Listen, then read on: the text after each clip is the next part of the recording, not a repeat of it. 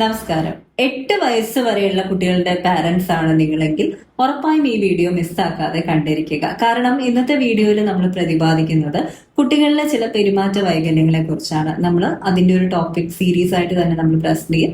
ഇന്ന് ADHD എന്ന് പറയുന്ന ഒരു കണ്ടീഷനാണ്. അടങ്ങിയിരിക്കാൻ കഴിയാത്ത അവസ്ഥ കുട്ടികളിലുണ്ട്. അപ്പൊ അതിനെ എങ്ങനെ നമുക്ക് തിരിച്ചറിയാനായിട്ട് സാധിക്കും? ADHD അഥവാ അറ്റൻഷൻ ഡെഫിസിറ്റ് ഹൈപ്പർ ആക്ടിവിറ്റി ഡിസോർഡറിന്റെ ലക്ഷണങ്ങളാണോ നമ്മുടെ മിടുക്കനായ വികൃതി കാട്ടുന്ന കുട്ടിയിൽ ഉള്ളത് എന്നൊന്ന് തിരിച്ചറിയാം. നമസ്കാരം, ഞാൻ Vidya Nair, a holistic mental wellbeing practitioner. ട്രാൻസ്പെയർ എന്ന നമ്മുടെ ടീമിന് online and direct sessions available ആണ്. കോൺടാക്ട് ഡീറ്റെയിൽസ് കൊടുത്തിട്ടുണ്ട്. ADHD എന്ന് പറയുന്ന ഒരു കണ്ടീഷൻ അതുണ്ട് എന്നുള്ളത് നേരത്തെ കൂട്ടി നമ്മൾ തിരിച്ചറിയുകയാണെങ്കിൽ വളരെയധികം ശ്രദ്ധയോടുകൂടി നമ്മുടെ കുട്ടിക്ക് പിന്നീട് ഫ്യൂച്ചറിനെ ഡിസൈഡ് ചെയ്യാനായിട്ട് സാധിക്കും.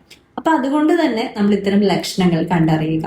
ഒന്ന്, ചാടിക്കയറി ഉത്തരം പറയും. നമ്മളൊരു കാര്യം പറയുമ്പോൾ അല്ലെങ്കിൽ ടീച്ചേഴ്സും ഒക്കെ എന്തെങ്കിലും സംസാരിക്കുമ്പോഴൊക്കെ വളരെ വെപ്രാണപ്പെട്ട് തന്റെ ഊഴത്തിന് വേണ്ടി കാത്തു നിൽക്കാൻ കഴിയാതെ പോകുന്ന ഒരു കുട്ടി.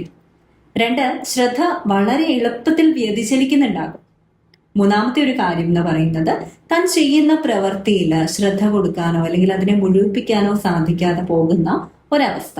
അടങ്ങിയിരിക്കാൻ കഴിയില്ല. കൈയും കാലും ഒക്കെ ഇങ്ങനെ വെറുപിടിച്ച പോലെ അനക്കിക്കൊണ്ടേയിരിക്കും.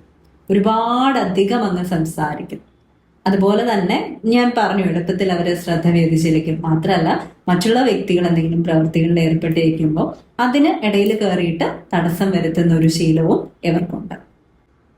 പിന്നെയോ, ശാരീരികമായിട്ട് അപകടം വിളിച്ചു വരുത്തുന്ന പല പ്രവൃത്തികളും ഇതിനോടകം തന്നെ ഇവർ ചെയ്തിട്ടുണ്ടാകും.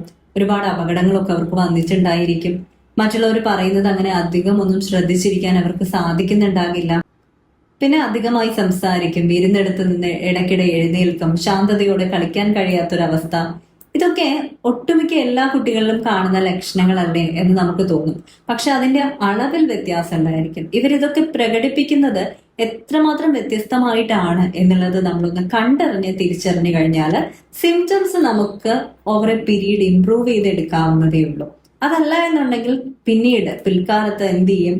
അവരുടേതായിട്ടുള്ള ഒരു ശ്രദ്ധ കൊടുത്തുകൊണ്ട് കരിയറിലായാലും അല്ലെങ്കിൽ ലൈഫിലായാലും ഒക്കെ പലതും അച്ചീവ് ചെയ്യാനായിട്ട് അവർ സ്ട്രഗിൾ ചെയ്യും.